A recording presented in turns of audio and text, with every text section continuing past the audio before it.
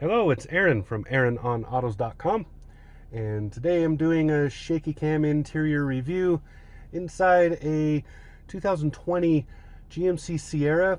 This is with the AT4 package and the CarbonPro bed. I'll do a separate video just talking about that CarbonPro back there. That it's easy to say it's a bed liner, but it's not. It is the bed. It's made out of carbon fiber. Really cool. Did an interview with a guy. We'll talk about it. Anyway, this is an interior review. I'm going to talk about just what's inside this truck, what it looks like.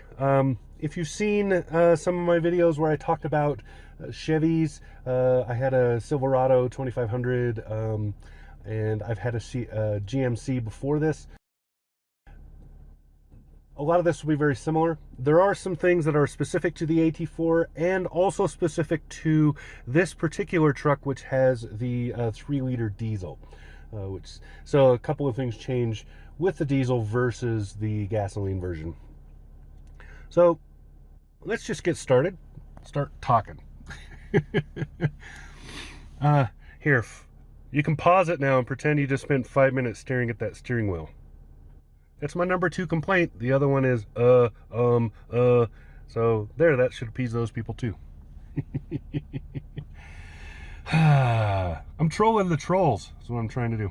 All right, so over here you got the door handle, which is real metal, and it feels good. It's nice and big and beefy. You want big beefy in trucks.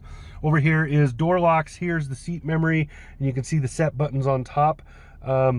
So yeah, and then this little button right here, you can just kind of make it out. That will turn off the rear seat reminder. That's a standard feature in GMC, and I believe Chevrolet and Buick as well. So basically GM vehicles. You open the back door, you do something, you get out of the car, or in this case a truck, and you don't open the back door again. It starts beeping at you to alert you that there is something maybe in the back.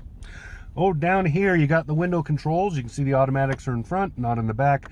Over here you see window locks for the rear. You see this folds in side mirrors. This is the side mirror adjust, so you choose the side mirror, you move it around. Pretty easy. Over here you got one thing. Parking brake. Push it in to set it. Push it in again to release it. Easy. If you do shift into gear and the parking brake is on, and then you press the accelerator, it will disengage the parking brake. Just an FYI. Up here, you got a lot of stuff. So here's your tow modes, right? So you can set the tow mode or turn it off right there. Here is your 4x4 controls. Auto means that it can engage 4x4 at will. It's similar to all-wheel drive. Most pickup trucks on the market have this now if they are 4-wheel driving capable or equipped. Then they have something similar to this. It's very useful for all-weather driving. That's how I would consider it. I would say if you're all-weather driving or driving dirt roads, that's probably your best bet. Here, forces 4 high, 4 low there, and 2-wheel drive right there. So for maximum fuel economy, go with this one. Down here you have a lot of lighting. So you can see this is fog lamps, very clear. This is for the cargo lamp. This is the dimmers, right, back and forth for the instruments. Down here you have your lighting, and then you can tune down the lighting right here, so you can kind of turn it down so it's not so bright in people's faces.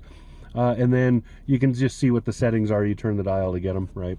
So I'm on auto right there. You can see it just sort of lights up. You can almost see it. It's kind of bright out. Over here is for the head-up display. This is equipped with that. Here's how you adjust it. Almost every GM vehicle works the same way with that, FYI. Now, let's look at the steering wheel. So I really like this layout. It's very easy to use, and it's universal among GMC, which means that you can see it and immediately understand it. So here's the basics. Over here is cruise control settings. Steering wheel heat right here. You have to really positively press this, which is good because it means you won't accidentally be brushing it when you're trying to do something else. I'm not a big fan of steering wheel heat. I like it first thing when it's really cold, and then I shut it off because I don't like the hot wheel all the time. Hot wheel. Yeah, there's probably a joke in there. Anyway, right here, cruise control settings, pretty straightforward. reset set down here, right? So, and then you cancel over here, you turn it on right here. This is your distance setting for the adaptive cruise. That's really all you got to know. Over here, this is controls for the infotainment. So you voice control right here, you push this, you talk to it. This is the telematics. You can pick up the phone and talk with this. It's not intuitive. You don't, and the reason they don't want it to be intuitive that can do this is it's easier to push this and ask for a phone call, because then you can request who you want to call and all that good stuff. Ghostbusters. Over here is a dial going up and down. You push it to select and back and forth right here. So this runs both the driver information screen over there and infotainment occasionally. Mostly it runs that giant driver info screen, which is clear and awesome. So as long as I'm pointing at it, might as well talk about it. First, I want to just talk about, I'll talk about that after. So we'll go with this. Right off the bat, here's your first thing you're going to see that's different because it is a diesel. Boom. Tachometer does not go very high, diesel engine. So there's your tachometer. You can see the auto start stop. That will light up if you toggle that off. That lights up over there. Otherwise, it just stays right there to say, hey, I'm on. Up here, you got engine oil. What am I saying? Oil. There you go. You got oil pressure right there, engine heat right there, fuel right there. This is pretty full because I just did some highway MPG tests running empty. So I had to fill it and, do the math. Over here is the state of the battery. This shows you your drivetrain. So if I shift it out of that and I force it into, say, 4-wheel drive, then you'll see it says 4 high. If I go to auto, it goes to auto, etc. Right? So I'll just put it back in 2-wheel drive, maybe. There we go. Then you can see up here some indicators. Over here, this will show your speed sign if you are on one, and then my favorite screen down here. I turned off the head-up display on this, and I'll show you why in a minute. Largely, it's just because in this particular vehicle, I did not like it. But I'll show you how I did that, or where it would be. Otherwise, I can just turn it on, I think. So it shows a lot of info, and I can't find a way to drop the amount of info being shown. So if I make that a little brighter, maybe you can see it. I don't like having that much information in my face. So because it's such a tall truck, this is literally my view looking out the truck. That to me is just taking up too much space. I don't like it, it's too distracting. That's why I turned it off. But certainly not everybody's gonna feel that way, so I'm not calling it a knock against the truck, just me personally. So I've been using this screen here instead, much easier. Now over here you have a proper dialed speedometer. Goes up to a very optimistic 140 miles an hour. Very much doubt that this truck would do that. Possibly it would, but I really don't think it would. Not with a diesel. But beautiful engine, by the way. Beautiful engine. And here's your shifter, so you can see where you are. Now, if I shift it into drive and I go into manual mode, if I can get it to do that. I don't know if I can do that without actually moving. Let me try moving a little. And you see the park brake came off automatically. Now I can't get it to do it. Anyway, you'll see that over there, plus that right there. That right there will change to show you gearing if you are to go into manual shifting. You manually shift by grabbing the giant shift stick, which should, would be down here in drive. You use these buttons right here. Not a great placement, but really, how often are you going to use that? Over here is the other dongle. So this is the washer, wipers, and lights, some of the lights, brights anyway, all in one. Push this for washers, move it up and down for signal turns, move this like this for the wipers, and then on the end here is automatic high beams. You toggle it on and off with that, and then you can go back and forth. So you can temporarily high beams and long-term high beams like that, turn it off like that. So really simple, straightforward. I really like the controls in this truck. Very easy to understand and kind of old school, which is cool. I like old school because I know it. People who buy trucks, they like old school. They also like big and beefy. I've mentioned that before.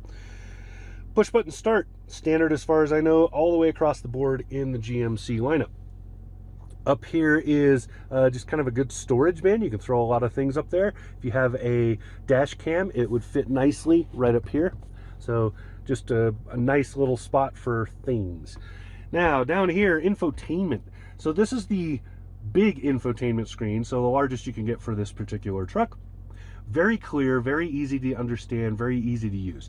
This is the main menu. So if you push this, which is a hard button going to this main menu, this is what you get. And you can see there's more than just this on here. So you can jump over to this screen, you can show what's going on with audio, you can show what's going on with your nav over here. So a few more. I'm just going to flip through and show you some of the options. Marketplace is cool. Trailering is cool because you can program trailers to the truck, and a lot of other gimmicks that are really great. And then you can just see, this is basically what you have for these menus. Now, I want to jump into trailering because trailering is going to be important for people to own the truck like this. You can go through like your safety checklist. You can choose which trailer you're setting up. You can have several in here. You can look at the connections. You can test things. You can test the lights and stuff, part of your checklist there. Lots of cool stuff in here. Really useful and smartly done. I like the way they did it. So I'm going to try to go back. I'll just go to the main menu. And that's not what I was looking for. I was looking for this. So you see there's two different apps from Chevy. So My GMC is specific to GMC and specific to this. It's much like the My Chevrolet app, the difference being that it's GMC branded and it's specific to trucks. So, excuse me, so anything that may or may not apply to a car, but not necessarily a truck, will not be in there.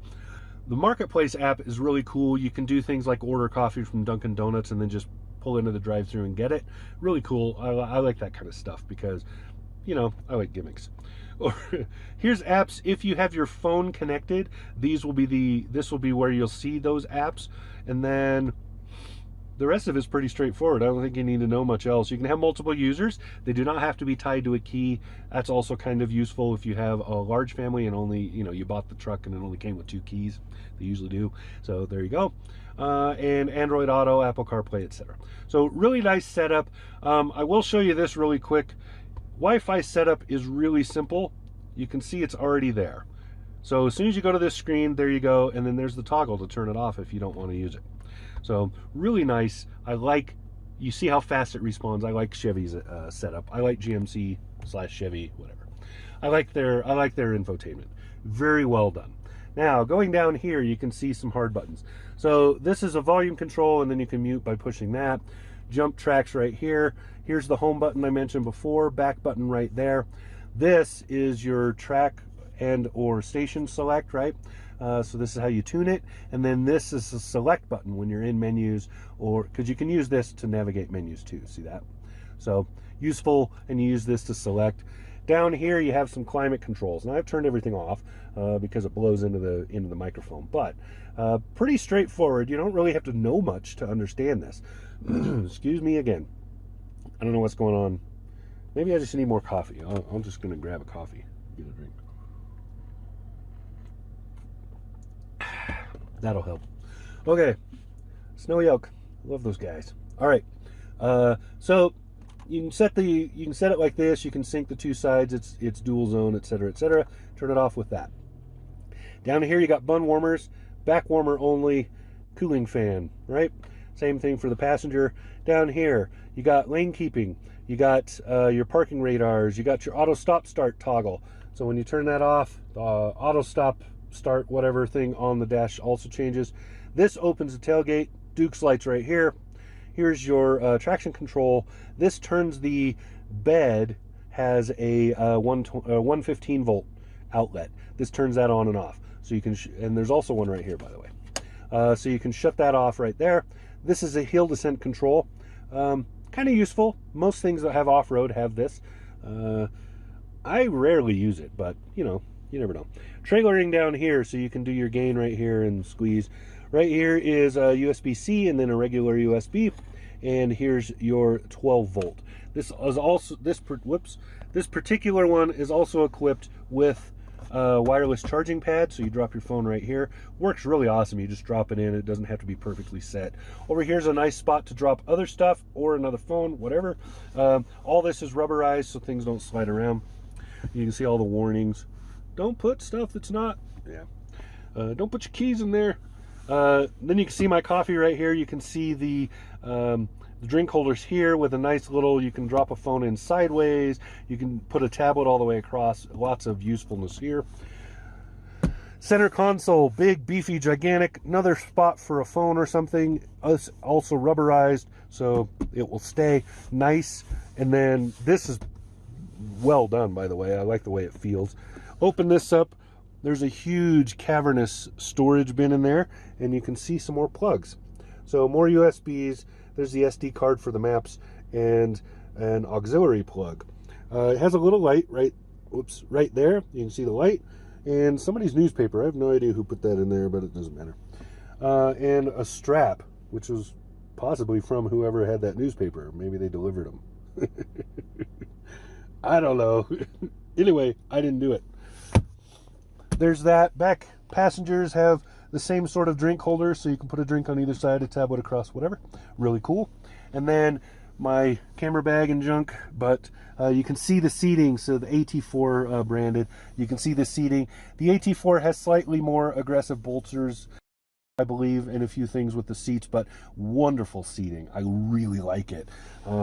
Great leatherette or leather. I think it's just leatherette. I'll show you the Monroney here during this so you can see the details on this truck, but really nicely done. Beautiful rubber floor mats. Also AT4 thing.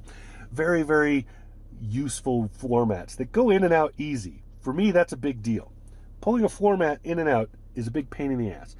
Not in this. So there you go. You got the dual glove boxes. So you got a proper British glove box up there. You got an American store everything box down there. Wonderfully done. And then I like the dashboards in GMCs. They stuck with the big blocky thing, so they stuck with the truck look. You know, I like that. It feels like it should. It feels like a truck. Few things are a little outdated, but not really. I mean, that's been a complaint, but I wouldn't say it's that much of a complaint. Back seats. This is the crew cab model, so the back seats are huge. Lots of space. Again, the branding, you see the color tones, just how great they did all of this. Really nice. I normally don't like black on black on black on black, which is a, you know, it happens, but really well done in this one because they broke it up nicely. GMC's been up in the game. You see the detail here matches the leather there, which matches the stitching there, which matches, you know, just smartly done. This has sunroof, a few other things. I don't have much to say about those, but nicely done. I like this. Again, it's a 2020 GMC Sierra, the AT4 package and the diesel engine. Also has the carbon fiber bed. And I will again say I have a video for just that coming. I'll talk about that carbon fiber bed. I did an interview, but I didn't get audio from that interview, so I'll just probably do a write-up and point to it, or I'll talk about what was said and just do a quick video on that carbon fiber because I think it's less of a gimmick than people believe it would be. So there you go. That is my entire interior look at a full walkthrough of the interior of this 2020 Sierra. So that's all I got. This has been Aaron on autos.com. Talk to you again soon. Subscribe.